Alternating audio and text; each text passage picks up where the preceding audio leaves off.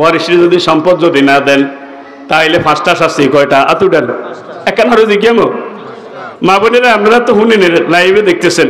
5টা শাস্তি ওয়ারিশে যদি সম্পদ না দেন। কয়টা? 1 নাম্বার, যদি ওয়ারিশে যদি সম্পদ যদি না দেন, আল্লাহ আমরা জান্নাত থেকে বঞ্চিত করব। কি থেকে বঞ্চিত করব? সাদিন। কি থেকে বঞ্চিত করব? মান কাতা মিরাস ওয়ারাসাতিহি কাতাল্লাহ মিরাস মিনাল জান্নাত। সহিহ ইবনে মাজার হাদিস। যে ব্যক্তি কাউকে ওয়ারিশি সম্পত্তি থেকে বঞ্চিত করে, আল্লাহ তারে জান্নাত থেকে বঞ্চিত করবে। ওয়ারিশি সম্পত্তিটাও মিরাসি সম্পত্তি, জান্নাত তো আমাদের মিরাসি সম্পত্তি, ঠিক না বা ঠিক? জান্নাতটাও তো আমাদের মিরাসি সম্পত্তি, আছে না? এই কথা কয় না? জান্নাত আমাদের কি মিরাসি? তাইলে যারা ওয়ারিশকে সম্পত্তি থেকে বঞ্চিত করবেন, বোনকে বঞ্চিত করবেন, ভাইকে বঞ্চিত করবেন, সমতা রক্ষা করবেন না, ফুফুকে বঞ্চিত করবেন, আছে না নাই? তারা জান্নাত থেকে বঞ্চিত হয়ে যাবে। নাউজুবিল্লাহ। কি থেকে বঞ্চিত হইব? সবাই বলেন, কি থেকে বঞ্চিত হবে? জান্নাত থেকে বঞ্চিত হয়ে যাবে। উলাইকা হুমুল ওয়ারিসুন, সূরা মুমিনের ভিতরে আছে না নাই? উলাইকা হুমুল ওয়ারিসুন আল্লাযিনা ইয়ারিসুনাল ফিরদাউসা হুম ফিহা খালিদুন। জান্নাতুল ফেরদাউসে কারা কারা যাইতেন চান? একটু হাত তুলে দেখে, আল্লাহ কবুল করেন। কারণ জান্নাতের মধ্যে সবচেয়ে বড় পজিশন হলো জান্নাতুল ফেরদাউস, ঠিক নি? 10 শ্রেণীর লোকে জান্নাতুল ফেরদাউস আইব। কয় শ্রেণী? 1 নাম্বার নবী রাসূলগণ, তারা হলো বিএপি লোক। 2 নম্বর সিদ্দিকিন, যাদের কথা কাজে সত্যবাদী, যারা কথা কাজে সত্যবাদী। 3 নম্বর শহীদগণ। কি গণ? শহীদগণ, তারা জান্নাতুল ফেরদাউস পেয়ে যাবে। উম্মে হারসা নামক একজন মহিলা, তার একমাত্র সন্তান বদরের ময়দানে শহীদ হয়ে গেল। আল্লাহ রাসূলকে বলেন, ইয়া রাসূলুল্লাহ, হাবিবাল্লাহ, বদরের ময়দানে আমার একমাত্র ছেলে শহীদ হয়ে গেছে। আমি বললাম, সে শহীদের মা, আমি মা হিসাবে আমি শহীদের মা হয়ে গেছে, আমার ছেলে শহীদ হয়েছে, চেয়ে আর বড় পাওনা কিছু নাই। ইয়া রাসূলুল্লাহ, হাবিবাল্লাহ, আমি জানতে চাই আমার ছেলের এখন কি অবস্থা?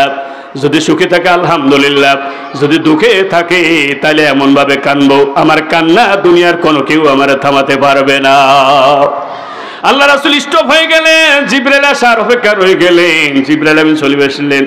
জিবরাইল আমিন চলে আসার পরে মেসেজ দিয়ে দিলেন, তারেস মেসেজ দিয়েছে, ইয়া উম্মে হারেসা, উম্মে হারেসা, কদ আসাবাল জান্নাতুল ফেরদাউস ইন্নাহু মিন জিনানিল জান্নাত।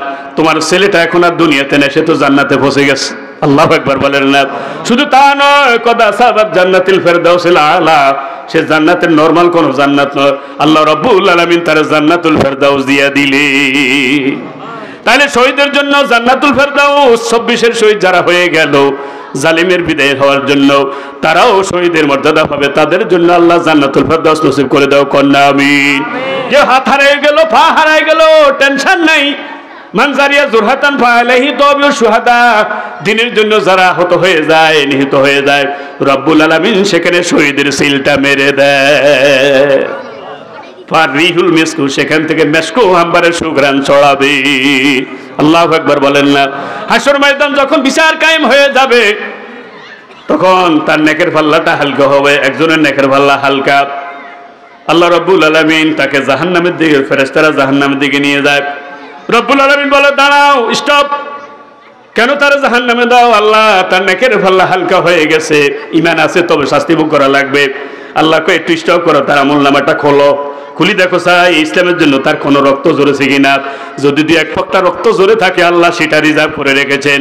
হাসর ময়দানে নেকের পাল্লা, রক্তটা উঠায় দেবেন, নেকের পাল্লাটা বাড়ি হয়ে যাবে। তাফসীর মাজারিতে দেখলাম আরেকজন ভাই, তারা জাহান্নামের দিকে নিয়ে যাক, সে ঈমান আছে, তবে নেকের পাল্লা বাড়ি হয় নাই। নেকের পাল্লা কি হয় নাই? বাড়ি হয় নাই। আল্লাহ বলবেন, স্টপ, থামো, দেখো সাহেব, ফাতা তার আমল নামাটা উল্টাইয়া দেখো, তা আমল নামাটা উল্টাইয়া দেখো, দেখো সাহেব ইসলামের পক্ষে সে কিছু লিখছে কিনা। আল্লাহু আকবার। যদি ইসলামের পক্ষে তার কোনো কিতাব থাকে, লেখা থাকে, আল্লাহ সেটা উঠায় দেবেন, নেকের পাল্লা বাড়ি হয়ে যাবে। এমনকি তা নয়, কারো হাত নাই, পা নাই, কারো চোখ নাই, এরকম হয় কি হয় না? যে অঙ্গহানি হয়ে গেছে, ওই অঙ্গটা আল্লাহ নেকের পাল্লা বাড়ি উঠায় দেবেন, নেকের পাল্লাটা বাড়ি হয়ে যাবে। এই জন্য যাদের হাত নাই, পা নাই, চোখ নাই, টেনশনের কোনো কারণ নাই, নেকের পাল্লা এগুলি আল্লাহ উঠায় দেবেন, নেকের পাল্লা বাড়ি করে দিবেন কে? 4 নম্বর, তারা জান্নাতুল ফেরদাউস পাবে যাদের ঈমানও আছে নেকামলও আছে। আছে না নাই? সূরা কাহফ 107 নম্বর আয়াত, ইন্নাল্লাযীনা আমানু ওয়া আমিলুস সলিহাতি কানাত লাহুম জান্নাতুল ফিরদাউসি নুজুলা। আছে না নাই? যারা ইমানদার, যারা নেককার, নেক আমল করে তাদের জন্য জান্নাতুল ফেরদাউস থাকবে কতকাল? খালিদিনা ফিহা, তারা সে জান্নাতুল ফেরদাউস থাকবে চিরকাল।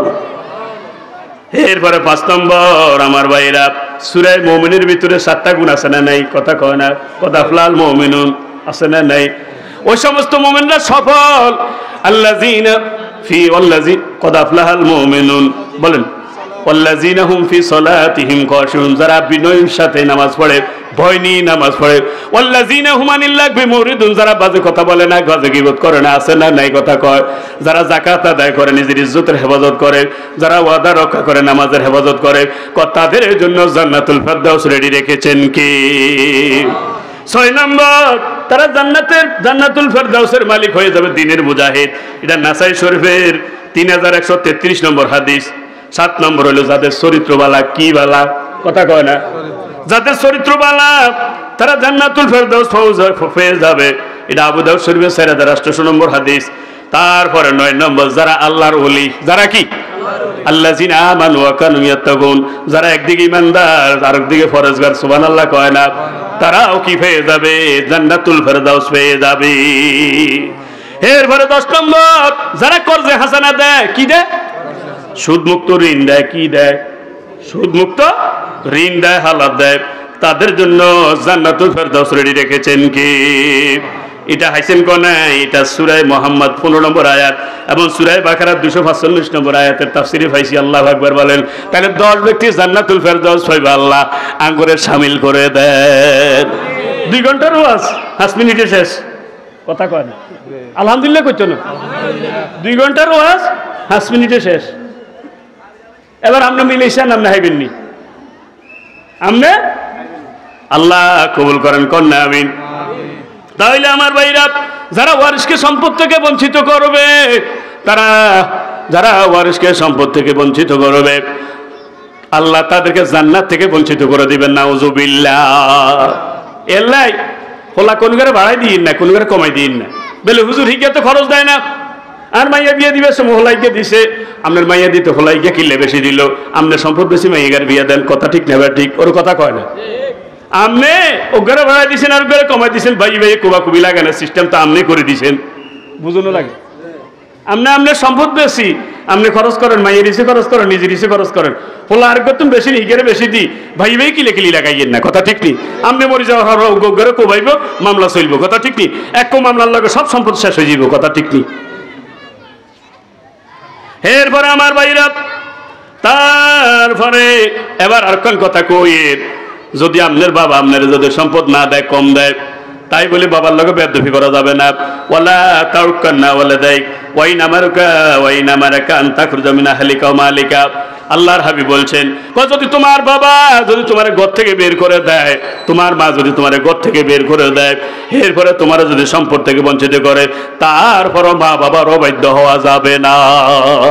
আল্লাহু আকবার বলেন না? মা বাবার দামটা কত বড় বাড়াই দিস। মা বাবা যদি সন্তানদের সম্পদ যদি না দেয়, সে আল্লাহর দরবারে আসামি হয়ে যাবে। কথা ঠিক না? ঠিক কথা বলে না কেন?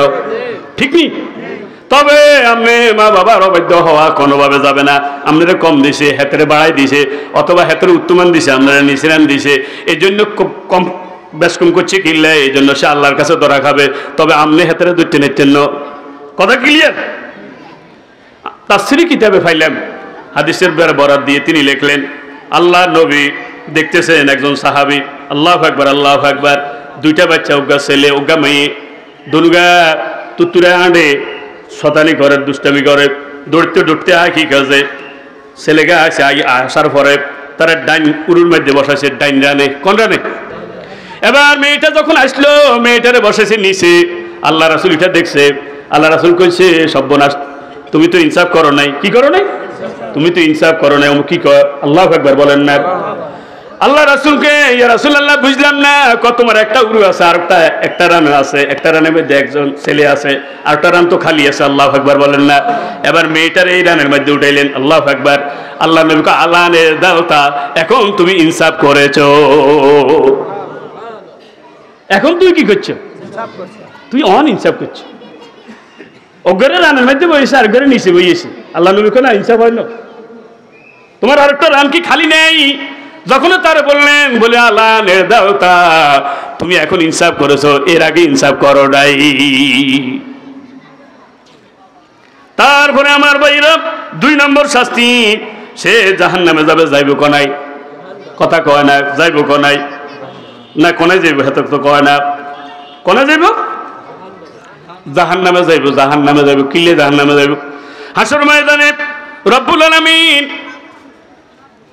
বিচার আচার করবেন। দেখা গেছে একটা লোক অনেক সম্পদ লই, অনেক অনেক ইবাদত লই হাতে হাজির, নামাজও আছে, রোজা আছে, হজও আছে, জাকাতও আছে, অনেক আমল তার আছে, কিন্তু দুর্ভাগ্য হইলো হাতে কিছু খারাপ কাম করছে। একজন মানুষের গালি দিছে। কি দিছে? গালি দেওয়ার কারণে তাকে নেকি দিয়ে দেওয়া লাগবে। একজনের গীবত করছে, গীবতের কারণে নেকি দিয়ে দেওয়া লাগবে। বিবের মধ্যে খোঁজ কইছে, এই জন্য নেকি দিয়ে দেওয়া লাগবে। এরপরে মিথ্যা মামলা দিছে, এই জন্য নেকি দিয়ে দেওয়া লাগবে। কথা বুঝানো লাগে। এরপরে আরেকজনের গোট হাতে নিজে দিয়ে লাইছে, এই জন্য তারা নেকি দিয়ে দেওয়া লাগবে। এই ঘটনা 15 বছর হয়েছে নাকি হয় না? কথা তো কয় না। হাতে মারতে গা মারিয়ে লাইছে, 100 গা আছে না নাই? অতুকাল্লিমুনাই দিহিম, হাত বলে দেবে কারে দিছে কারে দেয় না। কথা ঠিক না? ঠিক। নামাজের দিল না, বেনামাজের দিল, ওরক আল্লাহু আকবার কয় না। হাতে মারতে হারিব গা মারিয়ে লাইছে, 100 গা কোগা 99 জনকে নেকি দিয়ে দেওয়া লাগবে। হাবিয়ার মার ভোটগা তুই দিছ, হাবিয়ার মার কাছে মাপ চাই লইতে হইব। ইকবাল্লার ভোট দিছ, ইকবাল্লার কাছে মাপ চাই লইতে হইব, না হইলে কিয়ামতের ময়দানে তারে নেকি দিয়ে দেওয়া লাগবে। যারা ওয়ারিসকে সম্পত্তি দেয় নাই, কিয়ামতের ময়দানে আল্লাহ রাব্বুল আলামিন বিনিময় হিসেবে তার থেকে নেকি নিয়ে ওই যারা সম্পদ দেয় না তারে দিয়ে দিবেন। এরপর আর কিছু নাই, আর কিছু নাই। তখন তার ভাবটা যাতে ওয়ারিসে সম্পত্তি দেয় না তার উপরে উঠে চাপাই দিব। নাউজুবিল্লাহ কোন আর কিছু আসেনি? সুম্মা তুরিয়াও ফিন্নার, এরপরে উপর করে তারা জাহান্নামে ফেলা হবে।